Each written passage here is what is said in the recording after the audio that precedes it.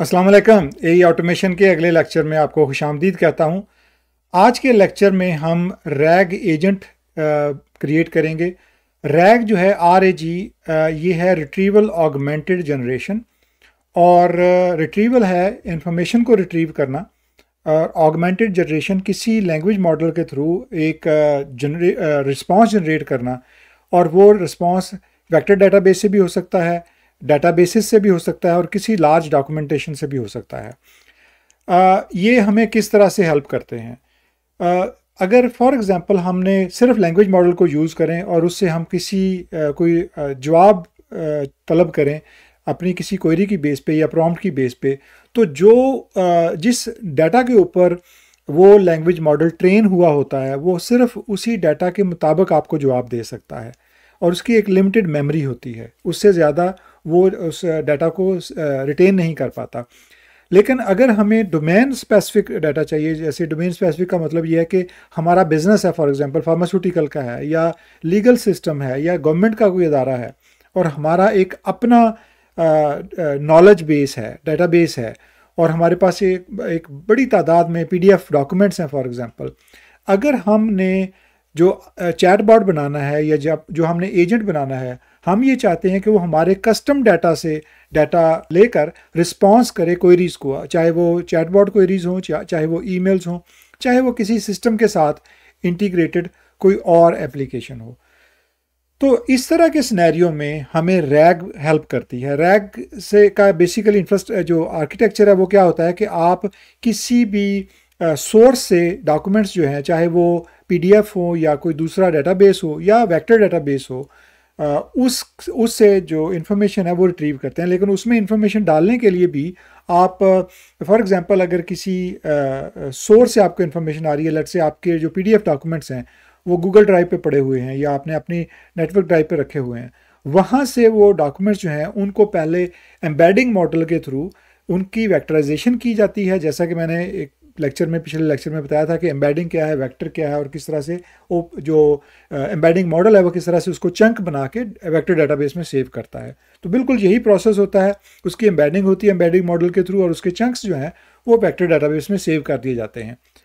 उसके बाद जो नेक्स्ट प्रोसेस है, जब वो डेटाबेस आपके पास आ जाता है, आपके डॉक्यूमेंट सारे, आपकी इन्फॉर्मेशन जो है वो वेक्टर डेटाबेस में आ जाती है, उसके बाद फिर आप उसको रिट्रीव करने के लिए फिर जो अगला प्रोसेस है वो रिट्रीवल का प्रोसेस है, जिसमें आपका जो लैंग्वेज मॉडल है, जब कोई भी क्वेरी आती है, फॉर एग्जांपल चाहे वो क्वेरी ईमेल की सूरत में आए या वो चैट की सूरत में आए, चाहे वो आपने उसको इंटीग्रेट किया हुआ है किसी दूसरे सिस्टम के साथ, CRM सिस्टम के साथ, वहाँ से वो क्वेरी आए, तो आपका एजेंट जो है वो उस क्वेरी के मुताबिक आपके डेटाबेस में सर्च करता है और उस पर्टिकुलर सेक्शन में जाता है, और वहाँ से जो रेलेवेंट इन्फॉर्मेशन है उसको उठा के एक रिस्पॉन्स क्रिएट करता है, और वो रिस्पॉन्स वापस यूज़र को भेज देता है।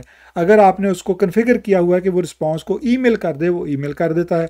अगर आपने कोई और उसका आउटपुट फॉर्मेट रखा हुआ है तो उस फॉर्मेट में वो उसको सेंड कर देता है। ये बेसिकली मेन टेक्नोलॉजी है रैग के अंदर। और ये इसका यूजेज क्या है? इसका यूजेज बहुत ही ज़्यादा, इसके जो बिज़नेस यूज़ केसेस हैं वो लातादाद हैं। मिसाल के तौर पे आप किसी भी इंडस्ट्री में देख लें, किसी बिज़नेस में देख लें, किसी गवर्नमेंट में देख लें, उनके पास जो रिकॉर्ड्स हैं उनकी एक बड़ी तादाद होती है। बहुत बड़े बड़े रिकॉर्ड रूम्स होते हैं जहाँ पे अब से पहले क्या होता था कि फ़ाइल्स होती थी और उनके अंदर डॉक्यूमेंट्स होते थे। अब गवर्नमेंट के इदारों ने और बिजनेसेस ने उनको डिजिटाइज़ करना शुरू कर दिया, उनको PDF फॉर्मेट में ले आए, इमेज फॉर्मेट में ले आए, और वहाँ से वो इन्फॉर्मेशन जो है वो AI के मुख्तलिफ टूल्स यूज़ करके OCR के थ्रू या मुख्तलिफ तरीक़ों से वो डेटाबेसेस में सेव की जाती है। या उनको अगर PDF फॉर्मेट में भी रखा जाए तो रैग के थ्रू PDF से उनको एम्बेडिंग के थ्रू एम्बेडिंग मॉडल जो है वो चंक्स करके वेक्टर डेटाबेस में सेव कर देता है, जो आपके लिए रैग के लिए यूजेबल हो जाता है। तो ये बेसिकली आज हमारा जो है रैग एजेंट का जो कॉन्सेप्ट है मेन, जो हम आज करने जा रहे हैं। डॉक्यूमेंट्स को वेक्टर डेटाबेस में सेव करने के लिए मुख्तलिफ ऑप्शंस होती हैं, जिसमें आप पाइनकोन या क्वाड्रेंट या सुपरबेस को यूज़ कर सकते हैं। हम इस केस में सुपरबेस को यूज़ करते हैं, और superbase.com पे जब आप जाएंगे तो आपको यहाँ पे अकाउंट क्रिएट करना पड़ेगा अगर आपने अकाउंट नहीं क्रिएट किया, और अगर आपने अकाउंट क्रिएट कर लिया तो उसके बाद आप स्टार्ट योर प्रोजेक्ट कर सकते हैं।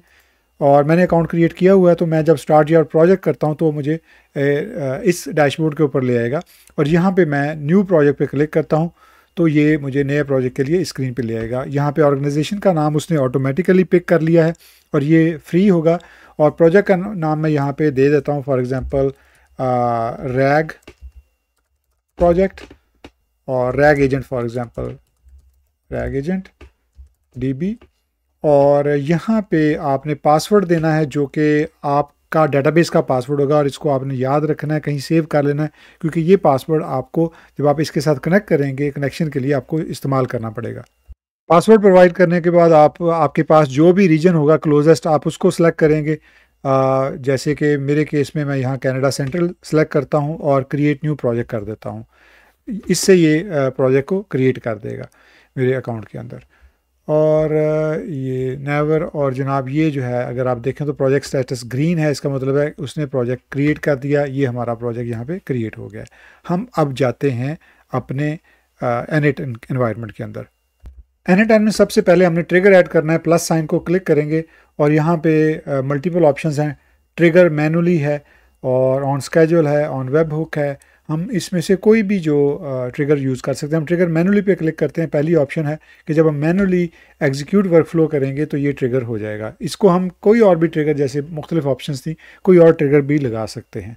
अच्छा, अब हमने यहाँ पे जो एक हमारे पास डॉक्यूमेंट है, सपोज़ मैंने एक डॉक्यूमेंट जो है वो रैग PDF जो है वो मैंने accounting and financial reporting standard 2009 Pakistan का वो डाउनलोड किया हुआ है और उसमें से हम इंफॉर्मेशन जो है वो एम्बेडिंग करके उसकी वेक्टराइजेशन करके उसको वेक्टर डेटाबेस में डालना चाहते हैं। तो पहले हम इसको डाउनलोड करते हैं। डाउनलोड के लिए आप इसको पहले ऐड करेंगे यहाँ पे गूगल ड्राइव, क्योंकि आपने गूगल ड्राइव पे सेव किया तो गूगल ड्राइव से इसको डाउनलोड करेंगे। यहाँ प्लस साइन पे क्लिक करेंगे और अगर आप यहाँ पे गूगल ड्राइव करें तो ये आपको गूगल ड्राइव का टूल नज़र आ जाएगा। इसको क्लिक करें। यहाँ पे अब आपको मल्टीपल एक्शंस मिलेंगे कि आपने क्या करना है, कॉपी फाइल करना है, डिलीट फाइल करना है, डाउनलोड फाइल करना है। हमने चूँकि डाउनलोड करना है, मैं डाउनलोड पे क्लिक करूँगा और ये डाउनलोड के लिए ये डायलॉग बॉक्स आ जाएगा। अच्छा, अब यहाँ पे आपने सबसे पहले क्रीडेंशियल सेट करने हैं। यहाँ पे राइट क्लिक करेंगे और इसके क्रीडेंशियल सेट करेंगे। अगर आपको याद हो तो मैंने जो पिछली वीडियो है उसके अंदर आपको क्रीडेंशियल सेट करने का तरीका बताया हुआ है, बिल्कुल वही तरीका है। अगर आपने अपना क्रीडेंशियल सेट नहीं किया तो आप गूगल ड्राइव का क्रीडेंशियल यहाँ पे सेट कर सकते हैं। इसको प्लस क्लिक करेंगे और यहाँ पे आके आपने इसका क्लाइंट ID और क्लाइंट सीक्रेट प्रोवाइड कर देना है, जो कि मेरे पास ऑलरेडी सेव है। क्योंकि मैंने जीमेल जब सेटअप किया था तो मैंने ये क्लाइंट ID और क्लाइंट सीक्रेट जो थे वो अपने कंप्यूटर के ऊपर सेव कर लिए थे और वो जेसन फाइल डाउनलोड कर ली थी।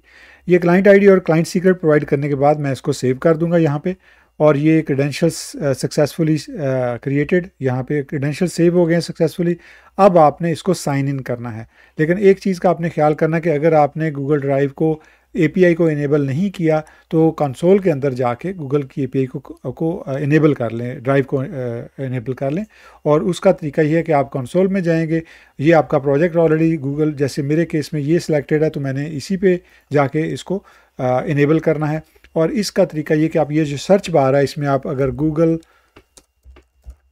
ड्राइव करेंगे तो गूगल ड्राइव API आ जाएगी और यहाँ पे आपको पता चल जाएगा कि आपकी इनेबल्ड है या नहीं। अगर आपने ये इनेबल की हुई है तो यहाँ पे इनेबल का नहीं आएगा बल्कि मैनेज का बटन आएगा और ये API इनेबल जो है ये आपको ग्रीन टिक मार्क मिलेगा। इसका मतलब है कि मैंने गूगल ड्राइव जो है ऑलरेडी इनेबल की हुई है। मुझे सिर्फ यहाँ पे इसको साइन इन विद गूगल पे क्लिक करना है। साइन इन विद गूगल पे क्लिक करने के बाद मैं अपना अकाउंट सेलेक्ट करूंगा जिस अकाउंट के थ्रू मैंने ये इनेबल की हुई है गूगल और गूगल OAuth सेटअप किया हुआ है। वो मेरा ये अकाउंट है जो मैंने डमी अकाउंट क्रिएट किया हुआ है। अब अगर आपको ये स्क्रीन नज़र आए कि has not verified this app तो आपने परेशान नहीं होना। ये एडवांस का बटन क्लिक करना है और इसके बाद गो टू, नीचे जो बिल्कुल बॉटम पे लिंक है गो टू AIML N10, क्योंकि मेरा जो अकाउंट है वो AIML N10 है तो उस पर आपने क्लिक करना है और ये जनाब आपसे ये चंद क्वेश्चन मांगेगा। आपने सेलेक्ट ऑल कर देना है इसको और कंटिन्यू कर देना है। जब आप कंटिन्यू करेंगे तो आपको इसका मैसेज आ जाएगा कनेक्शन सक्सेसफुल। इसका मतलब है कि आपकी गूगल ड्राइव जो है वो यहाँ पे कनेक्ट हो गई है। इसको आप यहाँ से क्लोज़ कर सकते हैं और अगर आप देखें तो ये आपका गूगल ड्राइव कनेक्शन यहाँ पे हो गया है। अच्छा, अब इसके बाद आपने जो ऑपरेशंस हैं उसमें डाउनलोड सेलेक्ट किया हुआ ऑलरेडी और यहाँ पे आपने from list select a file, इस पर क्लिक करेंगे तो आपको तमाम जो आपकी फ़ाइल्स हैं वो यहाँ पे ओपन नज़र आ जाएंगी, जो आप डाउनलोड कर सकते हैं।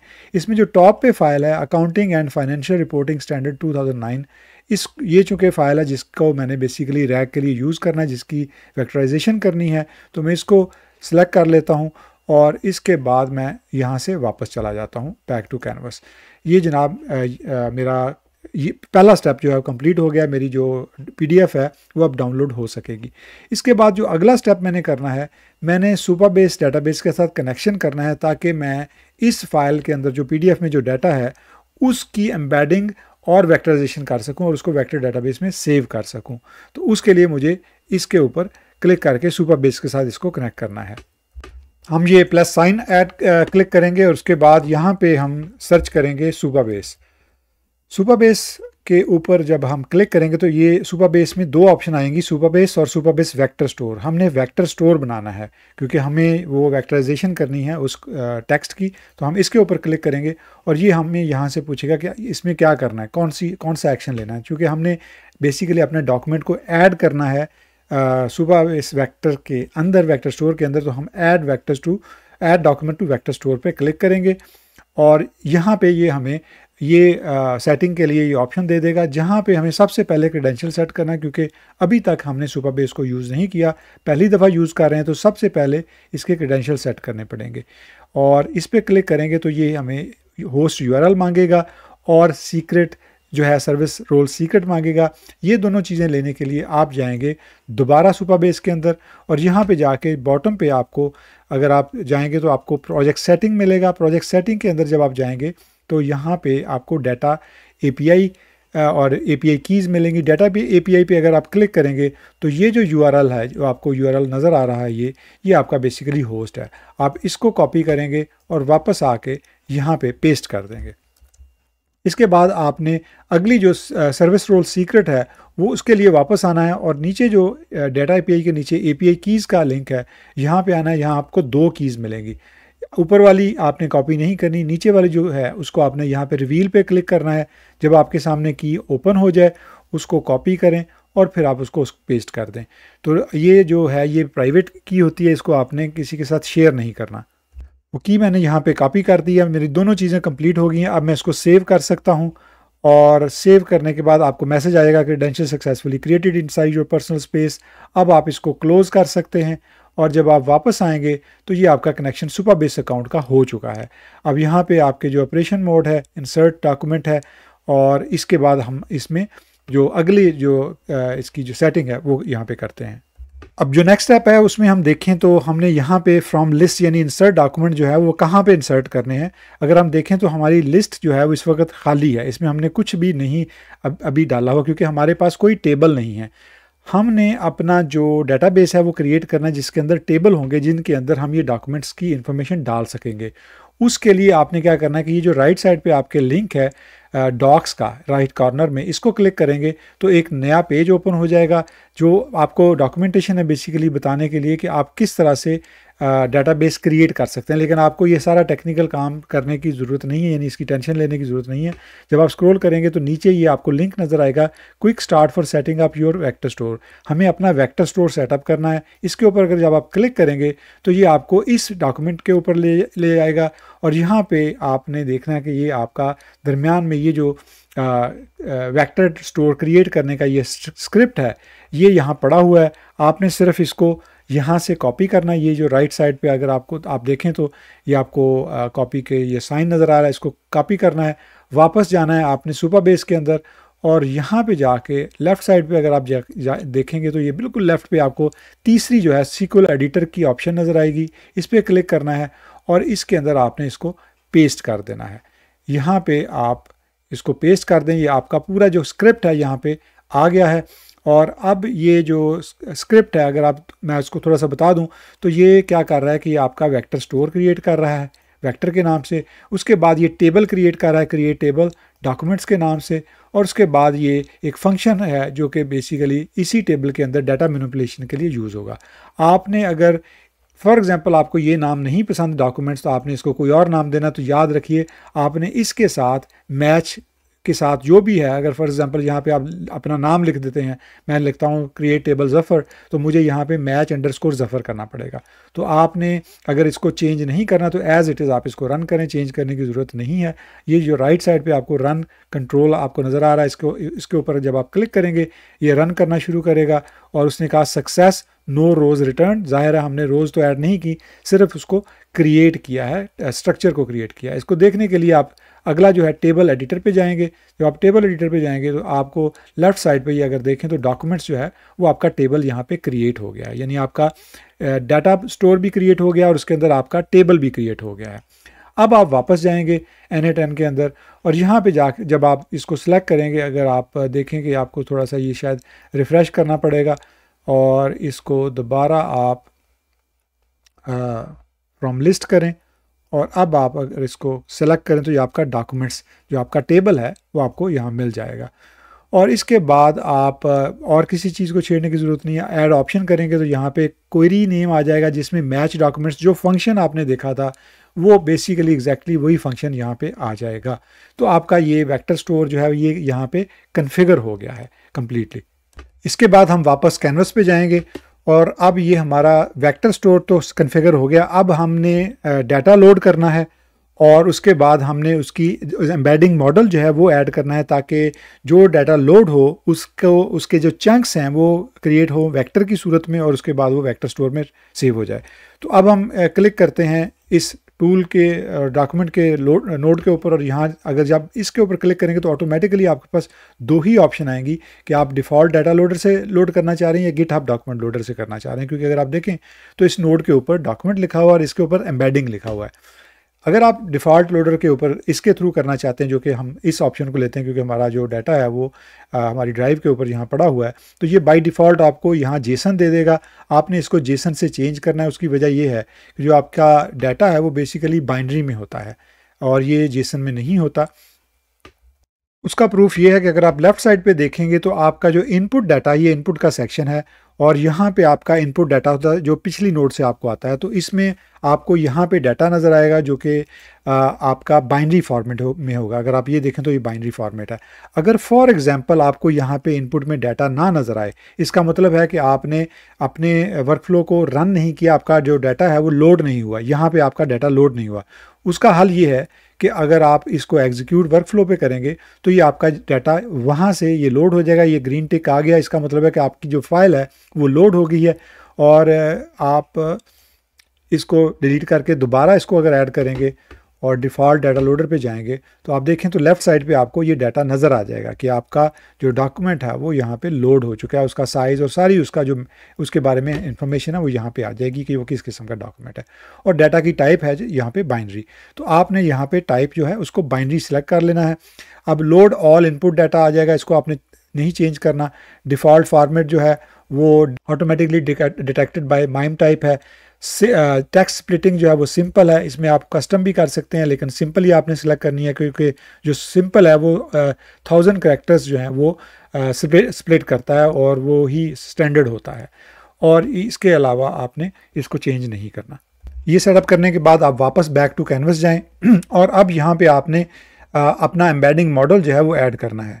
और इसमें आपने ये जो एम्बेडिंग नोड है इसके ऊपर क्लिक करना है और यहाँ पे आपके पास मल्टीपल ऑप्शंस हैं। मिसाल के तौर पे अगर आप ओपन एआई का एम्बेडिंग मॉडल ऐड करना चाहें आप ओपन एआई का कर सकते हैं, या अगर आप जेमिनी का करना चाहें तो आप जेमिनी का कर सकते हैं। इसमें आपके पास ये सारी ऑप्शंस मौजूद हैं।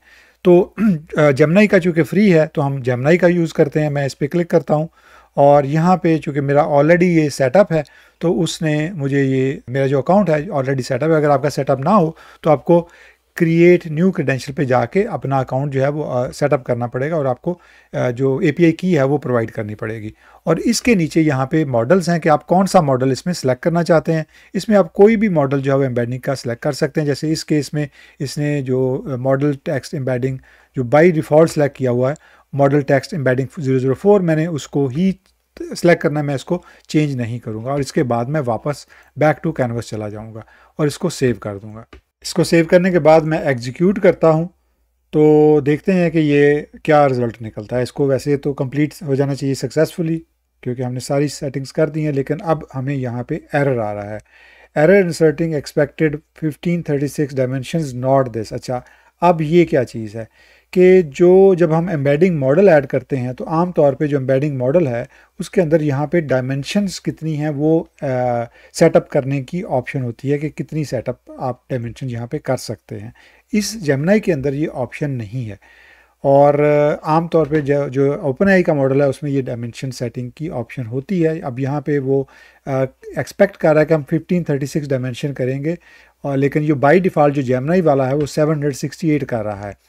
इसका हल ये है कि हम जेमिनी की बजाय ओपन एआई का जो मॉडल है वो यूज़ करके देखते हैं। मैं इसको यहाँ से इसको रिमूव कर देता हूँ और यहाँ पे हम ऐड करते हैं ओपन एआई का मॉडल। ये एम्बेडिंग ओपन एआई नीचे है, ऊपर एजर का है, ये ध्यान रखिएगा। ये एम्बेडिंग एजर ओपन एआई का और ये एम्बेडिंग ओपन एआई का है। तो मैं इस पर क्लिक करता हूँ और यहाँ पे मुझे क्रेडेंशियल ऐड करना पड़ेंगे और क्रिएट न्यू क्रेडेंशियल। और मेरे पास चूँकि एपीआई की है तो मैं एपीआई की और ऑर्गेनाइजेशन आईडी जो ऑलरेडी मेरे पास है मैं वो यहाँ पे ऐड कर देता हूँ। अगर आपके पास नहीं है तो आपने जो मेरा make.com का जो वीडियो है उसके अंदर आप देख सकते हैं कि मैंने बताया कि किस तरह से आप इसकी ओपन एआई की एपीआई की सेट कर सकते हैं और ऑर्गेनाइजेशन आईडी भी उसकी रिट्रीव कर सकते हैं वहाँ से। अपने ओपन एआई अकाउंट से आपने एपीआई की और ऑर्ग आईडी यहाँ पे डालनी है और इसके बाद आपका कनेक्शन यहाँ पे सक्सेसफुल हो जाएगा और उसके बाद आप इसको क्लोज़ कर देंगे। ये आपका कनेक्शन यहाँ पे आ गया है और ये आपका एम्बेडिंग मॉडल उसने ऑटोमेटिकली स्मॉल सेलेक्ट कर लिया है। और अब आप इसको बगैर कुछ और चेंज किए वापस बैक टू कैनवस जाएं और इसको अब सेव कर दें और एग्जीक्यूट करें। अब देखें एरर आता है कि नहीं। लेट्स सी, ये अभी भी रन हो रहा है और ये दोनों नीचे तो ग्रीन टिक आ गई है, ये कम्प्लीटली तीनों पे ग्रीन टिक आ गया। इसका मतलब है कि जेमिनी का जो एम्बेडिंग मॉडल है उसके अंदर आपके पास कॉन्फ़िगरेशन चेंज करने की ऑप्शन नहीं है और उसमें शायद आपको एरर आए, लेकिन ओपन एआई में एरर नहीं आया। तीनों जो हैं वो सक्सेसफुली रन हुए हैं और इसका मतलब है कि आपका जो डाटा है वो डाटाबेस फाइल से उसने उठा के एम्बेडिंग मॉडल ने उसको चंक्स में करके डाटा वेक्टर स्टोर के अंदर सेव कर दिया है। अगर आप इसके ऊपर डबल क्लिक करें वेक्टर स्टोर के अंदर का तो आपको राइट साइड पे ये मेटा डाटा की इन्फॉर्मेशन आ जाएगी। मेटा डाटा का मतलब होता है डाटा अबाउट डाटा, यानी कि जो आपका डाटा है, जो आपकी फ़ाइल है उसके बारे में इंफॉर्मेशन, जैसे कि ये सोर्स इसका ब्लॉब है, ये पीडीएफ फाइल है, इसका वर्जन कौन सा है, पीडीएफ फॉर्मेट क्या है, ये सारी इन्फॉर्मेशन जो है ये इस डाटा के बारे में है जो कि डाटा राइट साइड पे है। और ये अगर आप देखें तो राइट साइड ये आपको टैब नज़र आ रहे हैं जो इसने इस डाटा के छोटे छोटे चंक्स करके इसको वेक्टर स्टोर के अंदर डाल दिया। तो तकरीबन ये 30 आपको यहाँ पे इसके चंक्स नज़र आ रहे हैं उस पीडीएफ के, जो पीडीएफ हमने अपलोड किया बेसिकली यहाँ से, accounting and financial reporting standard of Pakistan 2009। तो ये एक पीडीएफ डॉक्यूमेंट था जो मैंने इसके ऊपर अपलोड किया है और इसके चंक्स हो करके ये कम्प्लीटली डाटा स्टोर के अंदर आ गया है। और अब जनाब ये आपका यहाँ तक का प्रोसेस कंप्लीट हो गया है। और अगर आप इस पीडीएफ को देखना चाहें तो बेसिकली ये डॉक्यूमेंट है जो कि मैंने गूगल से ढूंढ के डाउनलोड किया, क्योंकि मैं रियल टाइम आपको एक सिनेरियो दिखाना चाह रहा था कि किस तरह से मुख्तलिफ ऑर्गेनाइजेशन या बिज़नेस का जो डाटा होता है वो आप इसको किस तरह से वेक्टर डाटाबेस में सेव कर सकते हैं, उसकी एम्बेडिंग किस तरह से कर सकते हैं। ये कंप्लीट अगर आप देखें तो तकरीबन ये 122 पेजेस का डॉक्यूमेंट है और इसके अंदर बहुत सारी इन्फॉर्मेशन जो है वो जो accounting and financial reporting standard है पाकिस्तान के 2009 के मुताबिक, उसकी ये सारी इन्फॉर्मेशन जो है ये ऑनलाइन पीडीएफ में पड़ी हुई है। गूगल आप करके इसको डाउनलोड कर सकते हैं, मैं वैसे इसका लिंक भी यहाँ पे प्रोवाइड कर दूंगा। तो अब ये जो डॉक्यूमेंट है पूरा बेसिकली 122 पेजेस के जो पीडीएफ डॉक्यूमेंट है उसकी हमने एम्बेडिंग करके, एम्बेडिंग मॉडल के थ्रू वेक्टराइजेशन करके इसको वेक्टर डाटाबेस में सेव कर दिया। और ये इसका प्रूफ है कि राइट साइड पे ये आपको आउटपुट नज़र आ रही है, लेफ़्ट साइड पे इनपुट है, ये हमारी पीडीएफ फाइल थी और राइट साइड पे उसकी कंप्लीट एम्बेडिंग के बाद, वेक्टराइजेशन के बाद वो वेक्टर स्टोर के अंदर सेव हो चुका है। अब हम बैक टू कैनवस जाते हैं और अगला स्टेप हमारा स्टार्ट करते हैं। अब तक जो हमने काम किया थोड़ा सा उसको रिव्यू कर लें कि हमने क्या किया है। हमने बेसिकली रैग की पाइपलाइन सेटअप की है। हमारे पास ये एक पीडीएफ डॉक्यूमेंट था जिसके अंदर तकरीबन 122 पेजेस का डॉक्यूमेंट है, जिसमें accounting and financial reporting standard हैं पाकिस्तान के 2009 के, और ये हमें ऑनलाइन डॉक्यूमेंट मिला है जो पीडीएफ फॉर्मेट में था। इसको हमने यूज़ करना है क्वेरी करने के लिए और इसके ऊपर हमने अपना रैग एजेंट सेटअप करना है। लेकिन उससे पहले हमने रैग पाइपलाइन सेटअप की है ताकि उस डॉक्यूमेंट को की एम्बेडिंग की जाए। इस एम्बेडिंग मॉडल के थ्रू, ओपनएआई मॉडल के थ्रू उसको लोड किया गया और उसके बाद उसकी एम्बेडिंग की गई, और एम्बेडिंग के बाद जब उसके वेक्टर्स बन गए, वेक्टर चंक्स बन गए, तो उनको सुपरबेस वेक्टर स्टोर में सेव कर दिया। अब डाटा तो हमारा सेव हो गया। अब हमने क्वेरी करने के लिए एक एजेंट ऐड करना है और उस एजेंट के साथ एक ट्रिगर ऐड करना है चैट का, ताकि वो जो चैट इनपुट है या जो क्वेरी है या जो प्रॉम्प्ट है वो एजेंट तक जाए। एजेंट उस क्वेरी की एम्बेडिंग करे इस एम्बेडिंग मॉडल के थ्रू, और उसके बाद जब वो एम्बेडिंग होके वो वेक्टर बन जाए तो फिर वेक्टर डाटाबेस के अंदर जाके वो सर्च करे कि उस वेक्टर के क्वेश्चन के साथ कौन सा आंसर मैच करता है और वो उसको लाके आउटपुट करे और रिस्पॉन्ड करे। तो अगला स्टेप जो हमारा है, हमने सबसे पहले एक और ट्रिगर ऐड करना है। अगर आप इसको प्लस साइन को क्लिक करेंगे तो बिल्कुल बॉटम पे आपको ऐड अनदर ट्रिगर मिलेगा। इसके ऊपर जाएं और यहाँ पे हम चैट का ट्रिगर ऐड करना चाह रहे हैं तो ऑन चैट मैसेज पे क्लिक कर दें बिल्कुल नीचे, और ये आपको यहाँ पे ये डायलॉग बॉक्स ओपन हो जाएगा। इसको चेंज करने की ज़रूरत नहीं है, बैक टू कैनवस करें और यहाँ पे ये जनाब आपका चैट ट्रिगर आ गया।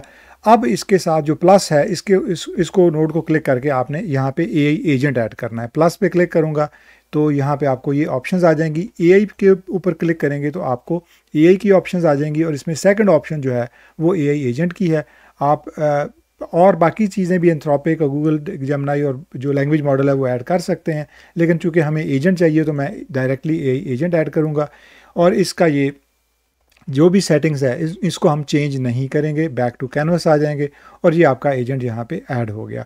अब यहाँ पे आपने चैट मॉडल जो है वो यूज़ करना है। चैट मॉडल इस केस में जो है वो ओपनएआई का ही हम यूज़ करेंगे। मैं प्लस साइन पे क्लिक करता हूँ, चूँकि मैंने एम्बेडिंग मॉडल ओपनएआई का यूज़ किया है तो मैं चैट मॉडल भी ओपनएआई का ही यूज़ करूँगा। तो यहाँ पे मैं ये जो अगर स्क्रॉल डाउन करूँ तो ओपनएआई चैट मॉडल मुझे मिल गया है। इस पर क्लिक करता हूँ। इसको मैंने कुछ इसका चेंज नहीं करना। अगर आप यहाँ पे लेफ़्ट पे क्लिक करें, सेव कर सकते हैं इसको और दोबारा आप अपने वर्कफ्लो में जाएं। ये आपका जो ओपनएआई का चैट मॉडल है वो ऐड हो गया है। इसके साथ आपने टूल ऐड करना है और टूल जो होगा वो अब इस केस में आपका टूल हमने ऐड करना है सुपरबेस वेक्टर डाटा स्टोर, क्योंकि इस एजेंट ने जो क्वेरी करना है वो डाटा स्टोर से करना है। तो हम यहाँ पे सुपर टाइप करेंगे तो सुपर वेक्टर स्टोर आ जाएगा। इस पर क्लिक करेंगे तो इसकी ये सेटिंग जो है ये ओपन हो जाएगी। इसमें हमारा ऑलरेडी बाय डिफ़ॉल्ट जो अकाउंट हमने सेलेक्ट किया हुआ है ऑलरेडी वो उसने पिक कर लिया है, और रिट्रीव डॉक्यूमेंट्स इसमें आ गया क्योंकि इसने यहाँ से डॉक्यूमेंट्स रिट्रीव करने हैं। और बाकी ऑप्शंस भी हैं इंसर्ट वगैरह, लेकिन हमने चूँकि डॉक्यूमेंट्स ही रिसीव करने हैं तो हम यहाँ पे इसको डॉक्यूमेंट्स जो रिट्रीव डॉक्यूमेंट्स का ऑप्शन है उसी को सिलेक्ट करेंगे।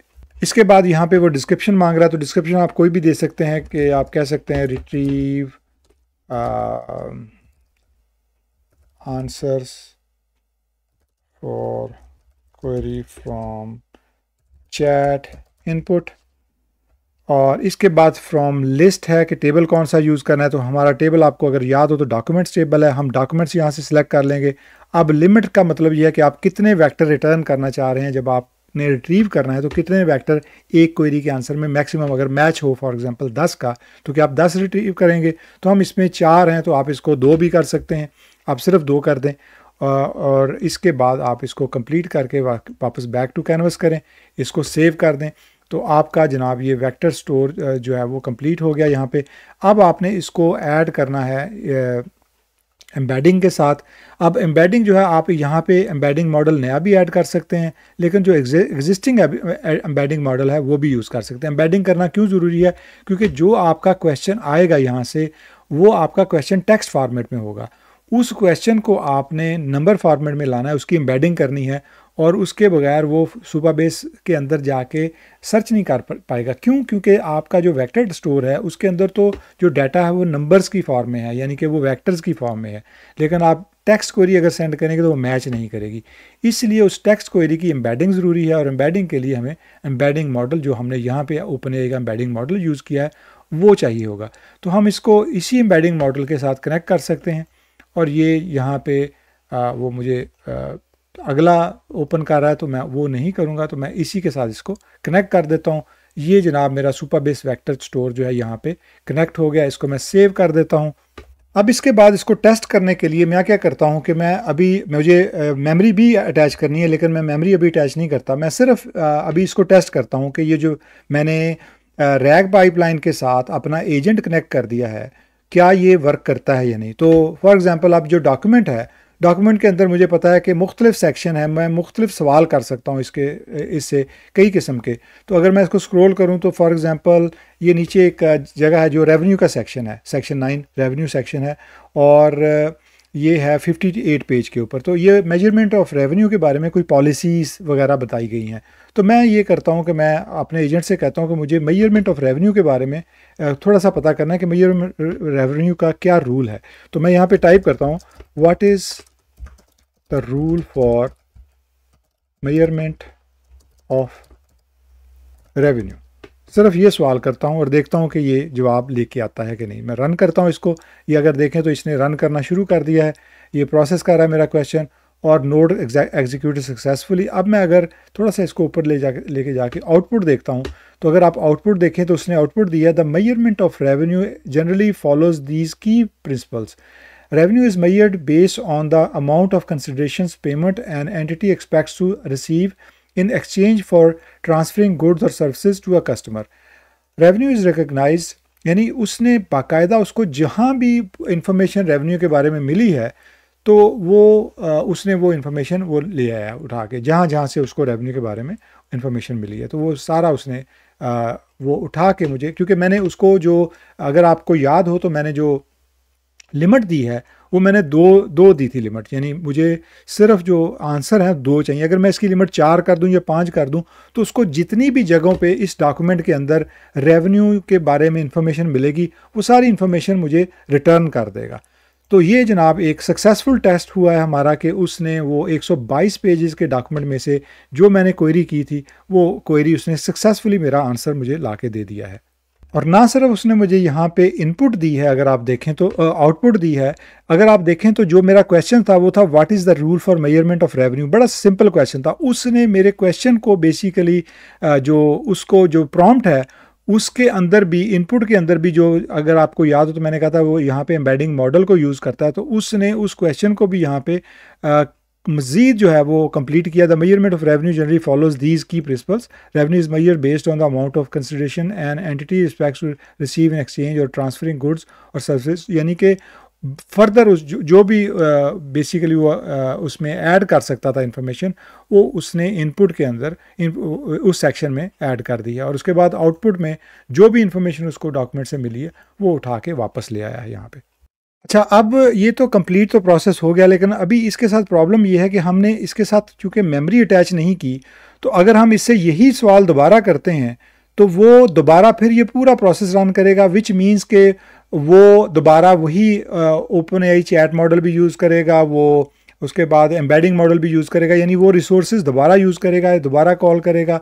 ये एक तो एक्सपेंसिव होगा और दूसरा टाइम कंज्यूमिंग होगा, यानी वो दोबारा ये सारी कॉल्स करेगा।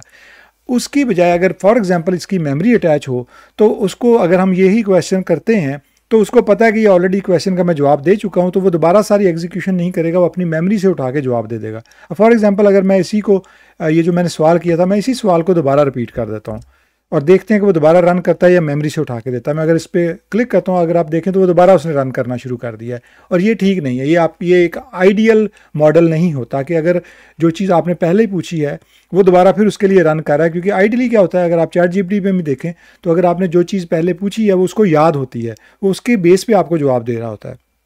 तो एक जो स्मार्ट एजेंट है वो बेसिकली मेमोरी के साथ चलता है, और अब हमने यहाँ पे इसकी मेमोरी ऐड करनी है। तो अब हम इसकी मेमोरी कनेक्ट करते हैं और जो मेमोरी का प्लस साइन है उस पर क्लिक करते हैं, और मेमोरी के लिए हम यूजुअली सिंपल मेमोरी कनेक्ट किया करते हैं जब हम कोई भी चैट एजेंट जो है वो क्रिएट करते हैं। लेकिन इस केस में चूँकि हम डेटाबेस यूज़ कर रहे हैं, वेक्टर डेटाबेस, तो हमारा जो मेमोरी है वो थोड़ी सी बड़ी साइज़ की होगी, नंबर 1। और दूसरी बात ये कि चूँकि हमने मेमोरी जो है वो कनेक्ट करनी है अपने वेक्टर स्टोर डेटाबेस के साथ, तो हमारा जो कनेक्शन होगा वो वो होना चाहिए जो कि वेक्टर स्टोर डेटाबेस के साथ, सुपरबेस के साथ कनेक्ट हो सके। तो उस केस में हम पोस्टग्रेस को भी चेक कर सकते हैं, मोंगोडीबी, इनमें से कोई भी ऑप्शन जो है वो सिलेक्ट कर सकते हैं, लेकिन इस केस में हम पोस्टग्रेस को यूज़ करते हैं एज अ चैट मेमोरी। तो मैं पोस्टग्रेस को सिलेक्ट करता हूँ और ये यहाँ पे डायलॉग बॉक्स ओपन कर देगा। अब यहाँ पे हमने इसके क्रेडेंशियल सेट करने हैं। क्रेडेंशियल सेट करने के लिए ये जो पहला ड्रॉप डाउन है इसके ऊपर आप क्लिक करेंगे, क्रिएट प्लस क्रेडेंशियल करेंगे। अब ये जो इन्फॉर्मेशन है ये फिल करने के लिए हमें, चूँकि हमने इसको कनेक्ट करना है सुपरबेस डेटाबेस के साथ, तो ये सारी इन्फॉर्मेशन हमें सुपरबेस से मिल जाएगी। ये होस्ट, ये डेटाबेस का नेम तो ठीक है, यूज़र और ये पासवर्ड, ये सारी इन्फॉर्मेशन वही है जो हमने बेसिकली सुपरबेस से लेनी है। तो उसका तरीका ये है कि आप सुपरबेस में वापस जाएं और इसके टॉप पे आपको ये कनेक्ट का बटन मिलेगा। कनेक्ट के ऊपर क्लिक करेंगे तो ये आपके पास डायलॉग बॉक्स ओपन हो जाएगा। इसको थोड़ा सा स्क्रॉल डाउन करें और नीचे ट्रांजैक्शन पूलर का जो सेक्शन है ये आपको नज़र आएगा। इसको आप नीचे जो व्यू पैरामीटर्स की ऑप्शन है ये ओपन करें तो ये आपके पास वो सारी चीज़ें तकरीबन आ जाएंगी जो आपको उस पेज के ऊपर चाहिए। अच्छा, अब इसमें देखिए सबसे पहले आपको होस्ट चाहिए, तो ये राइट साइड पे जो होस्ट कॉपी करने का आइकॉन है इसको क्लिक करें, आप वापस आएँ और यहाँ पे होस्ट में इसको पेस्ट कर दें। अब आपके पास अगला जो पैरामीटर है वो डेटाबेस है, इसको पोस्टग्रेस ही रहने दें। यूज़र जो है वो आप वापस जाएं और यहाँ पे आपको यूज़र मिल जाएगा, ये आपको यूज़र मिल जाएगा। इसको भी कॉपी करें, वापस आएँ और यहाँ पे आप अपना यूज़र क्रिएट कर दें।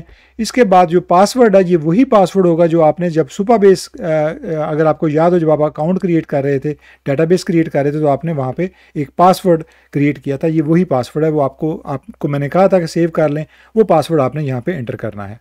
पासवर्ड सेव करने के बाद अब आप थोड़ा सा आगे स्क्रॉल करेंगे, कोई और चीज़ चेंज नहीं करनी। यहाँ पे आपको पोर्ट नज़र आएगी, पोर्ट जो है 5432 यहाँ नज़र आएगी, लेकिन आपने वापस जाना है सुपरबेस में और देखना है कि जो वहाँ पे पोर्ट है वो आपने कॉपी करनी है यहाँ से, और वो पोर्ट आपने यहाँ वापस ला के इसके अंदर ये चेंज कर देना है और इसको सेव कर देना है। यहाँ पे जब आप सेव करेंगे तो ये आपका कनेक्शन जो है, नीचे देखेंगे क्रेडेंशियल सक्सेसफुली क्रिएटेड और कनेक्शन टेस्टेड सक्सेसफुली, उसने कनेक्शन को टेस्ट भी कर लिया। इसको आप क्लोज करेंगे और ये जनाब आपका यहाँ पे ये आपका कॉन्फ़िगर हो गया है। अब इसको आप वापस बैक टू कैनवस जाएं, आपका जो मेमोरी है आपकी वो भी आपकी यहाँ पे सेटअप हो चुकी है। अब आप इसको दोबारा अगर टेस्ट करना चाहें तो आप यहाँ पे टेस्ट कर सकते हैं। अच्छा, टेस्ट करने से पहले आप इसको थोड़ा सा क्लीन कर सकते हैं क्योंकि ये सारा आपस में घुसा हुआ है एक दूसरे के अंदर, तो इसको थोड़ा सा आप, ताकि आपको खुद पता हो कि ये सिस्टम किस तरह से एक दूसरे के साथ कनेक्टेड है, थोड़ा सा इसको आप नीट कर सकते हैं इस तरह से, ताकि ये थोड़ा सा क्लियर हो जाए कि ये आपका, ये नीचे जो आपकी है ये रैग पाइपलाइन है जो आपकी डॉक्यूमेंट्स को बेसिकली वेक्टराइज करके एम्बेडिंग के बाद तो सुपरबेस वेक्टर स्टोर के अंदर सेव करती है।